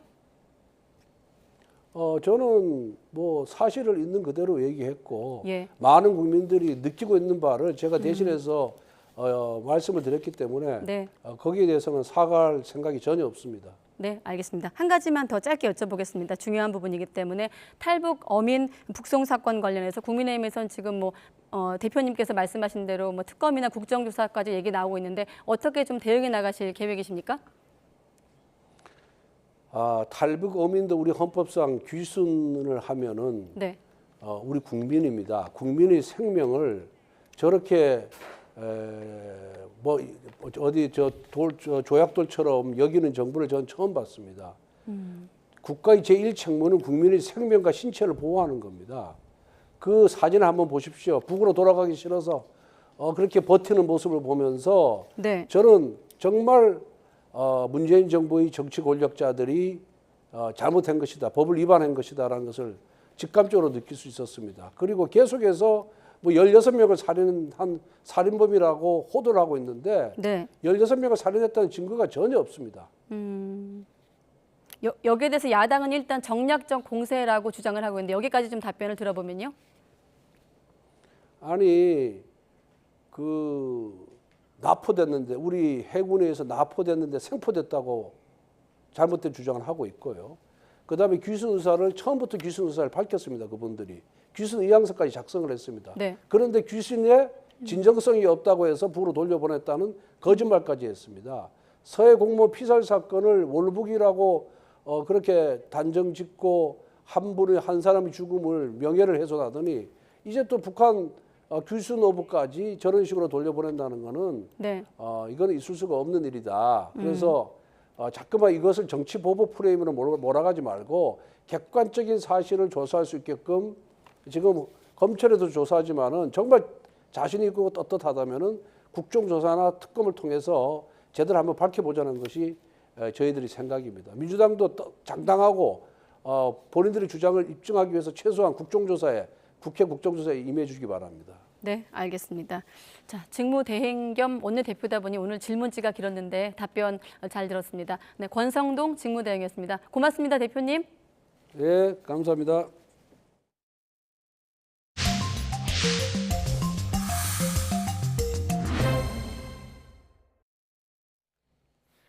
사형제의 존폐를 가르기 위한 공개 변론이 12년 만에 다시 열리면서 법률 제정 이래 수십 년간 이어져 왔던 사형제 존폐 논쟁이 다시 한번 주목받고 있습니다. 역사 속 우리나라의 사형제는 어떻게 흘러왔을까요? 1948년 대한민국 정부가 수립된 이후 1,000명 가까운 사형수들이 사형 집행을 받았습니다. 박정희 정권 시절 414명이 사형돼 가장 많았고 김영삼 정권 시절인 1997년 12월 30일 23명이 교수형에 처해지면서 우리나라 마지막 사형 집행으로 기록됐습니다. 지금까지 사형제에 대한 헌재의 위헌 여부 판단은 두 차례 있었습니다. 먼저 1996년 사형수 정모 씨가 사형제도를 규정한 형법 41조와 250조를 상대로 낸 헌법 소원입니다. 당시 재판관 9명 중 7명은 합헌 취지의 다수 의견을 냈는데요. 지극히 한정적인 경우에만 부과되는 사형은 죽음에 대한 인간의 본능적 공포와 범죄에 대한 응보 욕구가 서로 맞물려 보완된 필요악이라며 여전히 제 기능을 하고 있다는 점에서 정당화될 수 있다고 밝혔습니다. 결국 흉악범죄는 사형제 등 엄벌을 가할 수 있다는 법의 엄중함을 통해 흉악범을 줄이는 데 도움이 될 것이라고 본 것이죠. 물론 당시 재판관 2명의 소수 의견도 있었습니다. 개과천선할 수 있는 도덕적 자유조차 남겨주지 않는 형벌 제도다. 아무리 훌륭한 법관이라도 인간이 하는 한 오판이 있을 수 있고 사형은 무기징역과 달리 원상 회복이 불가능하다는 지적이었죠. 그리고 2010년에 다시 한번 위헌성 여부를 다뤘습니다. 당시엔 광주 고등법원이 사형제에 대해 위헌 법률 심판을 제청했습니다. 법원이 위헌 법률 심판을 제청한 건 처음이었는데요. 사형제는 위헌이라는 재판관 의견이 1996년보다 늘었습니다. 하지만 역시 사형제 존치라는 쪽에 다수 의견이 모이면서 합헌 결정이 내려졌습니다. 흉악범에 대한 범죄 예방 효과를 고려했을 때 불가피하다고 봤죠. 하지만 사형제 폐지를 주장한 재판관들은 이미 사형제는 실효성을 상실했고 생명의 본질적 내용을 침해하는 사형제는 없어져야 한다는 의견을 냈습니다. 그리고 12년이 흘러 오늘 다시 사형제 존폐를 두고 공개 변론이 진행되는데요. 세월이 흐른 만큼 사형제 존폐에 대한 법의 판단도 달라질지 결과를 지켜봐야 할 것 같습니다. 네, 형법에 규정돼 있는 사형제가 헌법에 위반되는가를 판단하기 위한 공개 변론이 헌법재판소에서 진행이 되고 있습니다. 국가가 생명권을 침해할 수 없다는 사형 반대 측과 합헌 결정은 여전히 옳다는 찬성층 공방이 치열합니다. 취재 기자부터 연결하겠습니다. 자, 우철희 기자. 네, 사회부입니다. 네, 사형제에 대한 헌법재판소의 공개 변론에서 찬반 양측 공방이 치열했다고요? 네, 그렇습니다. 헌법재판소는 오늘 오후 2시부터 사형을 규정한 형법 41조 등에 대한 헌법 소원 심판의 공개 변론을 진행하고 있습니다. 헌재가 사형제의 위헌 여부를 판단하기 위해 당사자와 이해관계인 참고인들의 의견을 듣는 자리입니다. 오늘 변론에는 지난 2019년 존속 살해 등의 혐의로 무기징역이 확정된 이후 사형제에 대해 헌법 소원을 낸 청구인 측과 이해관계자인 법무부 측 대리인 그리고 법률 전문가인 참고인들이 참석했습니다. 변론의 쟁점은 역시 사형제가 생명권의 본질을 침해하는지 아니면 정의와 범죄 예방 차원에서 국가의 생명권 제한이 가능한지 헌법 위반 여부를 따지는 겁니다. 사형제 반대인 청구인 측은 국가의 개인 생명권 침해를 누구도 동의하지 않았을 것이라면서 생명권은 기본적으로 국가 이전의 권리라고 강조했습니다. 죗값을 치른다는 응보적인 성격은 원시사상에 근거해 정당한 목적이 아니고 범죄 예방 효과도 없다면서 역사의 흐름 앞에 사형제가 헌법에 위반된다는 걸 선언해달라고 호소했습니다. 반면 사형제 찬성인 법무부 측은 앞서 있었던 헌재의 두 차례 사형제 합헌 결정은 여전히 옳고 번복할 사정이 없다면서 이번에도 다른 판단을 내려선 안 된다고 강조했습니다. 또 헌법은 절대적인 기본권을 인정하지 않고 있다면서 응보적 정의와 흉악범, 재범 가능성을 영구적으로 뿌리 뽑는 등 범죄 예방을 위해 생명권을 제한할 수 있다고 반박했습니다. 재판관들도 생명권 제한 가능 여부와 범죄 예방 효과, 사형제의 대안으로 거론되는 절대적 종신형의 적정성 여부 등을 집중적으로 따져 묻고 있습니다. 네, 오늘 위헌 여부가 결정되거나 그런 건 아니라고요? 네, 그렇습니다. 헌재는 오늘 변론을 마친 뒤 변론 내용 등을 토대로 심리를 이어가고 따로 선고 기일을 잡아서 위헌 여부 판단을 밝히게 됩니다.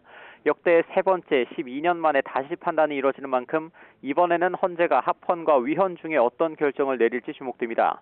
현재 헌재 재판관 9명 가운데 최대 6명이 진보 성향으로 분류가 되고 이 가운데 유남석 소장을 비롯한 재판관 4명은 명시적으로 사형제 폐지나 폐지 적극 검토 입장을 밝혔습니다. 진보 성향으로 분류되지만 아직 명확한 입장을 밝힌 적 없는 김기영, 이미선 재판관 등이 찬성할 경우 재판관 6명 이상의 찬성으로 위헌이 결정될 가능성도 제기됩니다. 현재 형이 확정되지 않은 미결소를 포함해 교정시설에 수감된 사형수는 모두 60명입니다.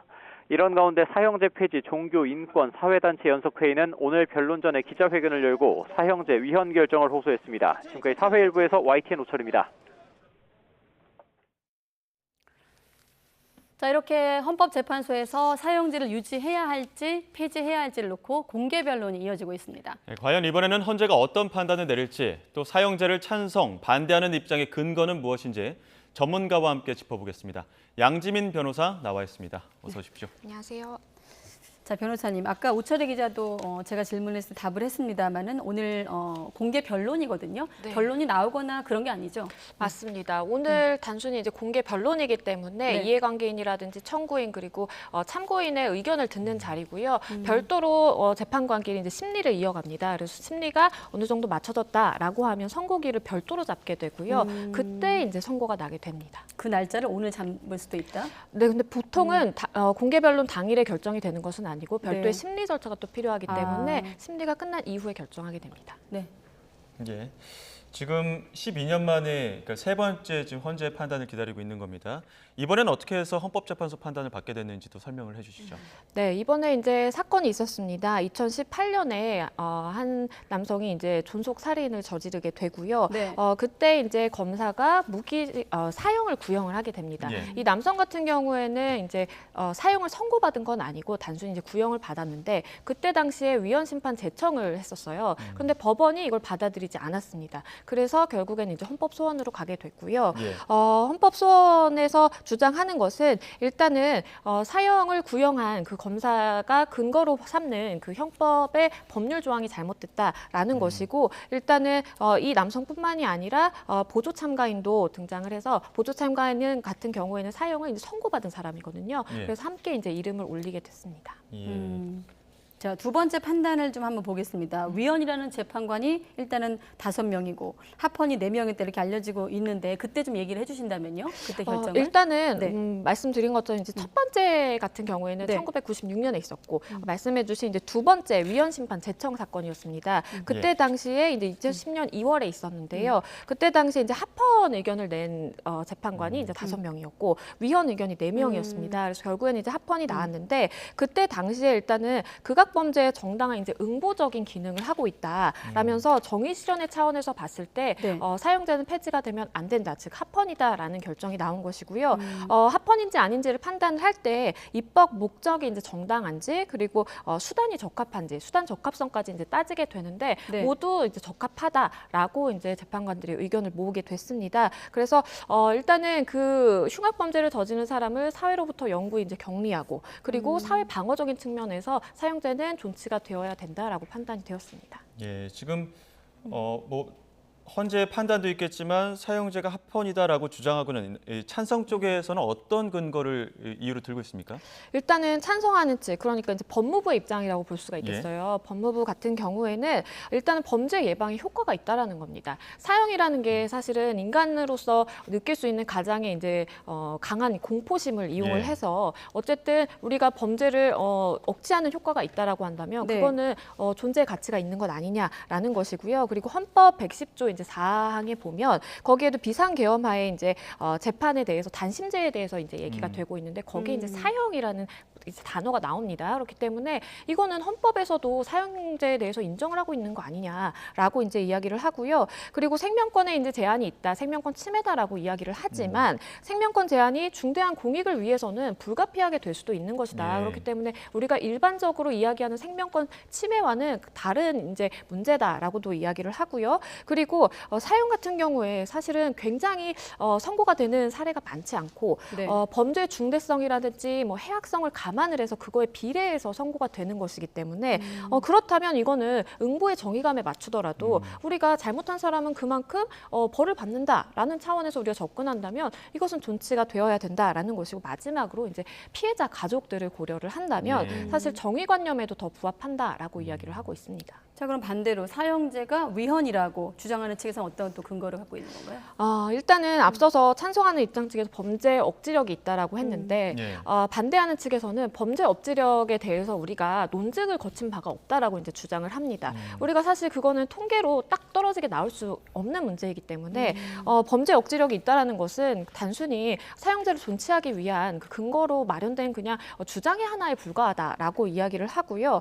그리고 생명권의 이제 본질을 침해한다라는 겁니다. 사실 이제 사법제도 자체가 언제든지 오판의 가능성은 열려 있습니다. 그런데 사형 같은 경우에 일단 집행을 하고 나버리면 오판이 된다라고 해서 사실 재심의 제도도 있는 것인데 우리가 그거를 시간이 흘러버리면 다시 되돌릴 수 없다라는 거죠. 그렇기 때문에 오판의 가능성을 고려를 한다면 사형제는 폐지가 되어야 된다라는 것이고 그리고 이제 근대적인 의미에서의 응보를 우리가 좀 생각을 해보면 너가 이만큼 잘못했기 때문에 너의 목숨은 앗아가야 돼라는 것이 과연 우리의 그 근대적인 정의의 관념에 부합하는가 아니라는 거죠. 그렇기 때문에 일단은 감형이 없는 무기징역이라든지 절대적인 종신형이라든지 이런 대안을 우리가 마련할 수 있음에도 불구하고 굉장히 극단적으로 사람의 생명을 앗아간다라는 그런 결정을 내릴 수 있는 권한은 누구에게도 없다라고 이제 주장을 하고 있습니다. 찬반 주장이 어느 정도 일견에서는 모두 설득력이 있는 주장인 것 같긴 한데 지금 현재 우리나라는 1997년 그러니까 김영삼 정부 이후에는 사형이 집행이 되지 않고 있습니다. 사형제는 있지만 집행이 아직 안 되고 있는 상황이고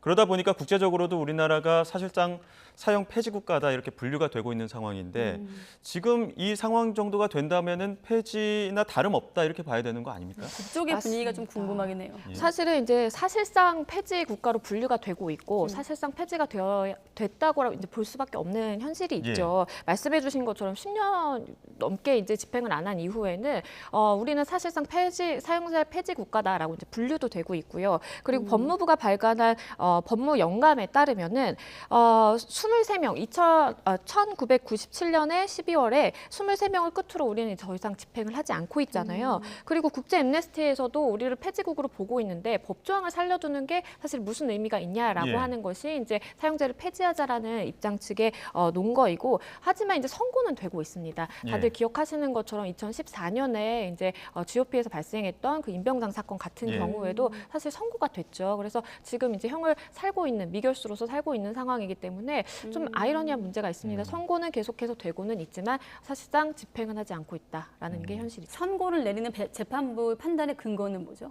일단은 무기징역을 무기징역을 선고를 하게 되면 사실은 이제 가석방이라는 것이 열려 있습니다. 예. 그런데 가석방을 가능성을 열어놓고 무기징역 선고를 하는 그런 범죄를 저지른 사람들과 비교를 해서 더 구강무도한 사실 범죄, 죄질이 더 나쁘다라고 보는 거죠. 그렇기 때문에 아예 가석방의 가능성이 없는, 현실적으로 없는 이제 사형을 선고하게 되는 것이고요. 네. 일반적으로 이제 피해자가 사망한 피해자가 굉장히 다수라든지 그리고 범죄의 이제 수단이 굉장히 잔혹하다라든지 이런 그 경우에는 충분히 사형이 선고가 될 수 있습니다. 네. 예, 지금 뭐 일반 국민 여론이 어떤지 좀 살펴봐야 될 것 같습니다.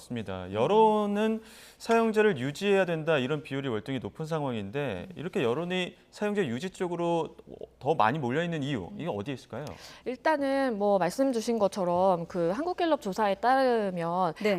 유지를 찬성하는 게 77%이기 때문에 예. 사실은 대다수의 국민들이 사형제도를 유지해야 된다라고 보는 거죠. 근데 그냥 사형제를 찬성하느냐 반대하느냐 이렇게 물어보는 것도 있지만 왜 그러면 사형제를 유지해야 되느냐라고 하면 대안이 필요하다라는 겁니다. 그러니까 그만큼 많은 국민들은 사형제를 폐지를 할 거면 대안을 마련해 놓고 폐지를 하는 게 맞는 절차다라고 예. 보는 것 같고요. 그리고 사실 이제 그만큼 존치와 폐지의 의견을 내는 거에 있어서 굉장히 좀 신중하다라고 좀 볼 수가 있겠습니다. 그리고 일단은 뭐 사형제가 갑자기 폐지가 된다라고 하면 일반 국민들 입장에서는 사실은 불안감은 생기게 마련입니다. 예. 왜냐하면 극악무도한 범죄를 저지른 사람에 대해서 우리가 일말의 공포심을 줄 수 있는 수단이 아예 없다라고 보면은 그거는 사회 안전망도 사실은 좀 사라진다라는 느낌을 줄 수 있기 때문에 굉장히 불안감이 높아질 것으로 보이고요. 일단은 뭐 일반 국민들 같은 경우에 범죄 억제력이라든지 그리고 피해자 보통은 이제 사형이 선고가 되는 경우는 많은 사람들이 이제 사망한 경우이기 때문에 네. 그런 경우에 이제 유족의 입장을 고려를 한다라면 정의적 차원에서 이제 사형제가 있어야 된다, 유지가 돼야 된다라고 보고 있는 것으로 보입니다. 지금 방금 피해자나 유가족 입장 말씀하셨는데 조금 더 길게 설명해 주시면 사실 뭐 씻을 수 없는 중범죄, 뭐 YTN 보도로도 여러 번 뭐 소개를 합니다만은 이런 사람들이 버젓이 사회에 복귀한다는 것, 뭐 일반 국민은 물론이고 유족 입장에서도 상당히 받아들이기 어려운 부분이거든요. 그렇죠. 그러니까 사람을 한두 명 살해한다라고 해서 사형이 선고되지는 않습니다. 뭐 GOP 사건도 계속해서 말씀을 드리지만 굉장히 많은 사람이 사망하고 네. 많은 유가족이 발생했을 때 사형이 선고가 되는 것이기 때문에 유가족의 입장에서 본다라고 한다면 내가 사랑하는 가족이 내 가까운 사람이 사망을 했는데 저 사람은 목숨을 유지하면서 이렇게 형을 살 수 있고 그리고 법적으로 그러니까 원론적으로 보자라고 한다면 일단은 뭐 가석방 그러니까 감형이 돼서 무기징역으로 감형이 돼서 가석방이 될 수 있는 가능성도 있는 것이기 때문에 그 유족의 입장에서는 좀 정의감 차원에서 접근하기가 좀 받아들이기 힘든 게 사실인 것 같고요. 예. 일단은 뭐 극악무도한 범죄를 저지른 사람에 대해서 인과응보적인 측면에서 접근을 해야 되는데 그러면 사실 대안이 무엇인가 여기에 좀 초점을 맞추는 게 조금 발전적인 논의 아닌가 싶습니다. 해외 사례도 좀 궁금한데 일본의 경우에는 작년까지도 또 사형을 집행했다고 해서요. 어떤 사례들이 좀 있습니까? 일본 같은 경우에는 이제 기시다 총리가 취임한 이후에 이제 3명을 처형을 했습니다. 이제 작년 말에 집행이 됐는데요. 사실 일본 같은 경우에 사형수가 우리보다 많습니다. 이제 100명이 넘게 있거든요. 그런데 사실은 이제 기시다 총리 집권한 이후에 뭔가 이제 그 강력 범죄가 증가를 하고 뭔가 국가로서 굉장히 좀 강한 모습을 보여야 되겠다라는 측면에서 일단은 3명을 형 집행을 한 것으로 보이고요. 일본 같은 경우에도 사실은 사형제 폐지라든지 존치 논란이 있기는 하지만 우리 같이 사실은 좀 이렇게 뜨거운 논란은 아닌 것 같아요. 예. 당연히 좀 있어야 된다라고 생각하는 의견이 좀 다수인 것 같아서 실제가 이렇게 집행까지 실제로 할 수 있는 것으로 보입니다. 예. 일단 언뜻 생각하기로는 중국, 일본이 좀 사형제 유지를 하고 있는 나라로 파악되고 있는데 자, 국제적으로 사형제를 폐지한 국가, 유지하는 국가 좀 나눠서 본다면요? 일단은 엠네스티 통계가 있습니다. 사실 모든 범죄에 대해서 사형제를 폐지를 한 경우가 네. 뭐 200개국이 넘는다라고 작년 통계에 따르면 이렇게 나와 있기도 하고요. 그리고 사형제를 실질적으로 폐지한 국가 같은 경우에는 우리나라를 포함해서 한 36개국 된다라고 이야기를 합니다. 그리고 유럽 연합 같은 경우에는 유럽 연합의 이제 가이드 가입을 하려면 사형제가 폐지가 되어 있는 국가야만 합니다. 그렇기 때문에 유럽 같은 경우에는 대부분 이제 폐지가 됐다라고 보는 것이 맞고요. 말씀 주셨지만 중국, 일본 그리고 미국 같은 경우에 일부 주에서 또 시행을 하고 있기 때문에 사실은 뭐 선진국이라면 우리가 사형제 폐지해야 된다라는 이제 논거도 있기는 하지만 뭐 미국이라든지 다른 나라를 보면 사실은 이거를 선진국이냐 후진국이라는 기준으로 좀 나누기는 어렵고 그 국가의 사실 상황에 좀 맞춰서 그리고 지향하는 좀 목적에 따라서 많이 달라지는 것 같습니다. 지금 한창 공개 변론이 진행되고 있는데 만약 헌재에서 사형제는 위헌이다, 폐지해야 된다 이런 결론이 나온다면 현재 사형 수준은 어떻게 되는 겁니까? 일단은 그 헌재법에 따르면요, 위헌 결정의 이제 효력을 보면 위헌 조항 결정이 있는 날로부터 효력을 상실합니다. 그런데 형벌에 관한 법률 조항 같은 경우에는 소급해서 효력이 상실되거든요. 그 결정이 그 전에 합헌 결정이 있었다라고 한다면 그 결정이 있었던 다음 날부터 이제 소급이 됩니다. 그렇기 때문에 그 사이에 사실은 내가 사형 선고를 받았다라고 하는 분들은 재심 신청을 할 수 있습니다. 재심 청구를 해서 본인이 사형 선고를 받았지만 이걸 뒤집을 수 있는 권리가 사실상 부여된다라고 볼 수가 있겠습니다. 네. 아직 헌재에서 공개 변론이 끝났다는 얘기는 안 들려오고 있어서 끝나면 또 끝나는 대로 다시 한번 여러분께 알려드리도록 하겠습니다. 네, 지금까지 양지민 변호사였습니다. 고맙습니다.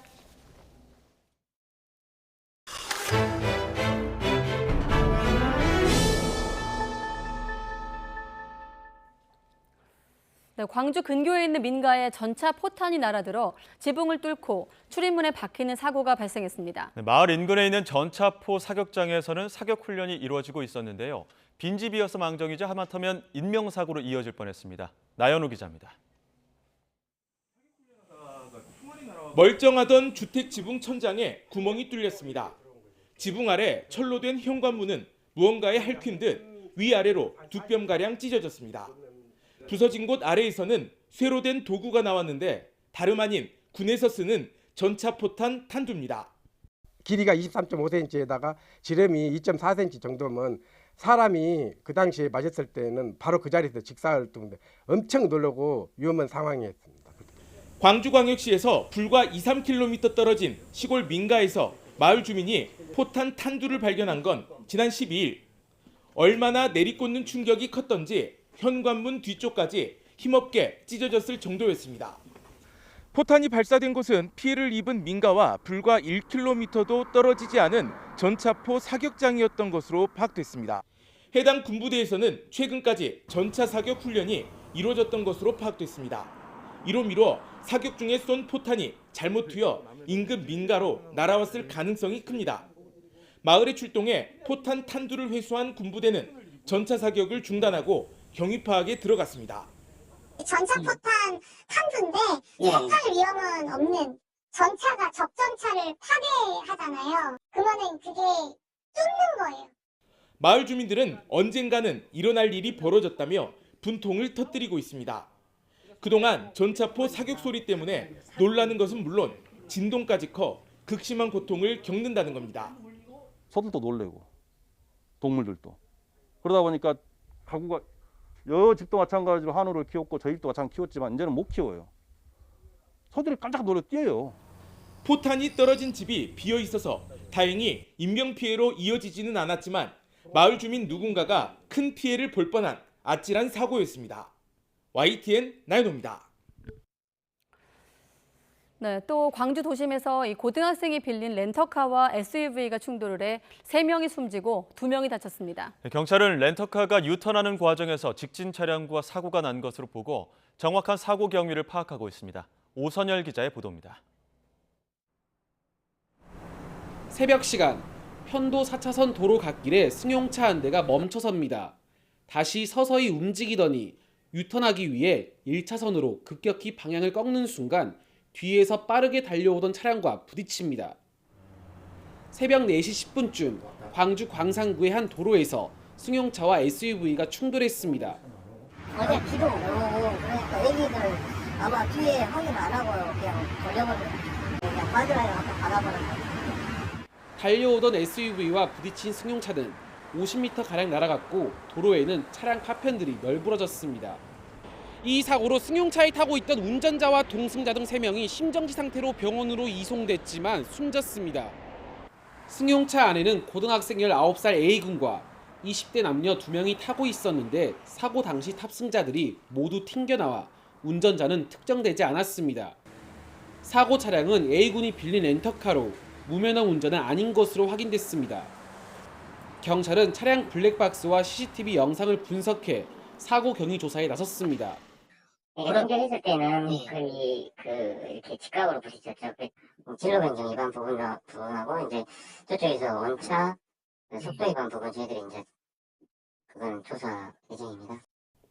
경찰은 승용차 운전자와 사고 당시 과속 여부 등을 확인하기 위해 국립과학수사연구원에 차량 정밀 감식을 의뢰했습니다. YTN 오선열입니다. 네, 10년 전 서울 광진구 중곡동에서 전자발찌를 찬 채 주부를 성폭행하려다 살해한 서진환 사건 기억하시는 분들 계실 겁니다. 네, 당시 유족이 국가를 상대로 손해배상 책임이 있다며 소송을 냈는데 대법원이 하급심 판단을 뒤집고 유족 손을 들어줬습니다. 한동호 기자의 보도입니다. 한 여성이 아이들을 데리고 집을 나섭니다. 여성 뒤로 몰래 집으로 들어간 남성, 살인범 서진환의 모습입니다. 서진환은 집에 돌아온 피해자를 상대로 성폭행을 시도했다가 반항에 부딪히자 흉기로 살해했습니다. 문 뒤로 어떻게 숨었어? 전자발찌를 찬 상태에서 범행을 저지른 서진환은 2주 전 다른 피해자도 성폭행했지만 붙잡히지 않고 결국 또 범행을 저질렀습니다. 중곡동 사건 당시 범행 장소 반경 300m 안에 전자발찌 부착자는 서진환뿐이었지만 경찰은 검거한 뒤에야 이를 확인했습니다. 서진환은 중곡동 사건으로 무기징역을 확정받았고 피해자 유족은 국가가 1억 1천만 원을 배상해야 한다며 소송을 냈습니다. 살 수 있는데도 불구하고 죽었다는 게 너무 억울한 거고요. 범인은 그냥 그 앞에서 놓아준 거하고 똑같은 것 같아요. 소송을 낸 지 9년 만에 대법원은 하급심 판단을 뒤집고 유족 손을 들어줬습니다. 재판부는 서진환이 자신에 대한 수사가 진행되고 있고 자신의 위치 정보가 전자장치를 통해 감시되고 있음을 인식했다면 이처럼 대담한 범행을 연달아 할 생각을 못했을 거라고 강조했습니다. 특히 경찰관, 보호관찰관의 직무상 의무 위반과 피해자 사망 사이에 상당한 인과관계를 인정할 여지가 크다고 덧붙였습니다. 경찰관으로서 수행해야 할 직무를 현저하게 위반한 것으로서 국가배상 책임이 인정될 수 있다고 판단했습니다. 적극적 실질적인 대면 조치 등을 하지 않은 것은 보호관찰관으로서 수행해야 할 직무를 현저하게 위반한 것이 되어 실제로 경찰은 최초 범행 장소 부근에서 전자발찌 부착자가 있는지 제대로 확인하지 않았고 보호관찰관은 한 차례도 서진환을 불시에 찾아가거나 대면 접촉하지 않았습니다. 이번 대법원 판결로 경찰과 보호관찰소 조치가 다소 미흡하긴 했지만 국가가 배상 책임을 질 정도의 위법하다고는 볼 수 없다던 1, 2심 판결은 파기됐습니다. 국가 배상 책임을 인정한 이번 판결은 파기환송심을 거쳐 확정될 것으로 전망됩니다. YTN 한동우입니다. 다시 더위가 심해졌습니다.